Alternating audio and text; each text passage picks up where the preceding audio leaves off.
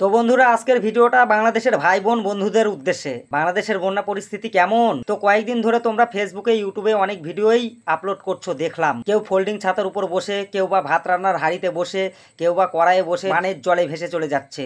সত্যি আমারও খুব দুঃখ হচ্ছে, আমারও খুব কষ্ট হচ্ছে, চোখে জল চলে আসছে, পানি। তো তোমরা কমেন্টে অনেক কিছুই লিখেছো। ভারত এর জন্য দায়ী, ভারত ফারাক্কার বাঁধ খুলে দিয়েছে, ভারত যদি এটা বন্ধ না করে তাহলে যুদ্ধ হবে।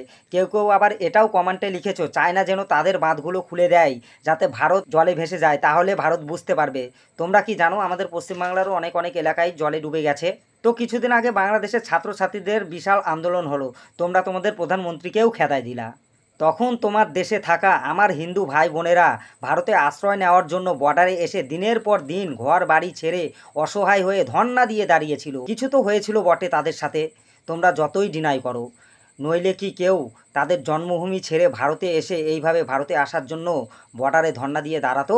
আবার এটাও শোনা গেছে যে বাংলাদেশে সেই সময় অনেক হিন্দু মন্দিরও ভাঙা হয়েছে, সেই সব মন্দিরের ভগবানরাও ঘরহারা হয়েছে।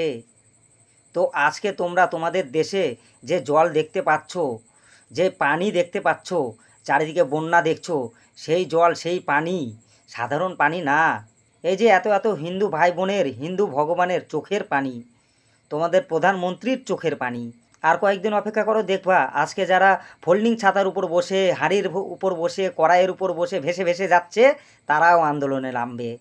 আমি তো এটা দেখেও অবাক হয়ে যাই, বাংলাদেশে যতগুলো রিক্সা চালক আছে ততগুলো আমাদের সোনার বাংলায় গোমাতাও নেই। আর আমাদের ভারতে মা গঙ্গাকে ভগবান মানা হয়, যেটা তোমাদের জন্মভূমিটাকে আরেকবার পবিত্র করে দিচ্ছে।